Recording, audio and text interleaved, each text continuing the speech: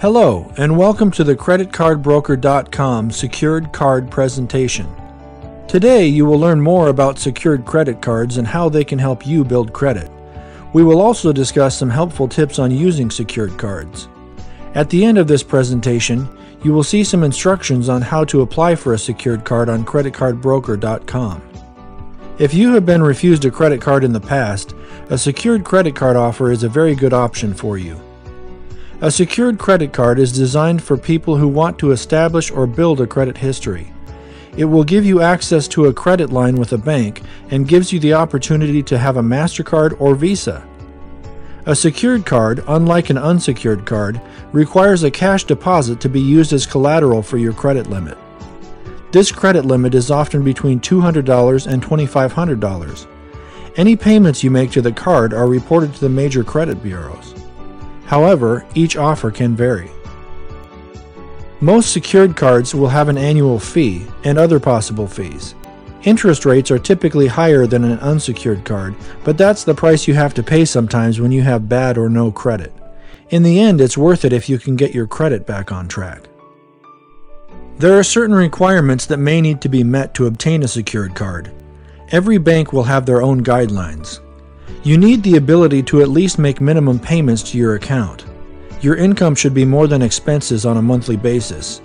This assures the banks that you can afford to have a secured card and that you can make your payments in a timely manner.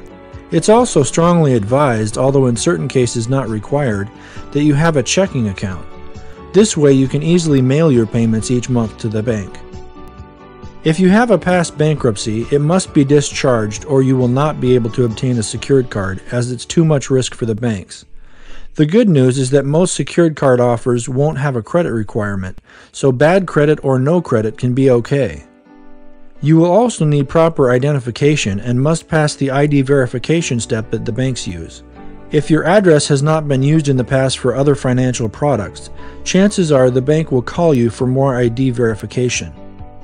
So now that you probably realize that a secured card is one of the many great tools you can use to help build your credit, it's time to apply for a card. When applying for a secured card online at creditcardbroker.com, be prepared. Be sure to set 15 minutes aside to fill out the online application. Have your personal information handy. Be sure to read the terms and conditions so you are aware of the fees and interest rates. Also, double-check that the card reports to the major credit bureaus. In the final step of the application process, the bank will ask you to fund the card. Have your bank account information handy so you can deposit your money with the bank at the time of the application. There may be other options to fund the card as well. Congratulations! Your secured card application has been approved. As long as everything goes smooth, you will have a new secured card in the mail soon. That was the easy part. Now you have to be responsible with your new secured card. Here are some tips to follow. You need to show the bank that you can responsibly own a credit card. Never make a late payment, and pay your bill on time each month. It's good to pay your balance in full each month, or at least pay more than your monthly minimum payment.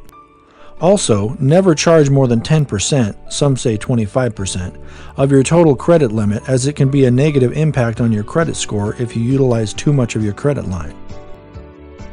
Follow these guidelines and you will be on your way to a healthy credit score in due time. Keep in mind, a secured card is not a magical tool to build credit, but it can help you along your journey to good credit. There are many factors that go into your credit healthiness, and this will be discussed in future presentations. Many people ask, how long should I keep a secured credit card? The honest answer is, keep your card active as long as possible, or at least until you have new unsecured cards with much higher limits. Closing an account can potentially reduce your creditworthiness. Why? If your available credit goes down too much, it can affect your overall utilization rate, which is the percentage of available credit you use across all your credit card accounts.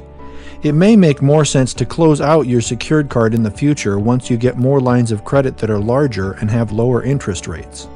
Also, in some cases, a bank will offer to upgrade your secured card to an unsecured card. This is always a nice option because you will retain the age of the account. The longer you have an account, the better it is for your credit. Now, I'm sure some of you are wondering what happens if your secured card application is declined. Well, it is possible to be declined, but there can be other options to help you with your situation. One option might be to ask a friend or family member if they can make you an authorized user on their account. You are like a guest added to their account.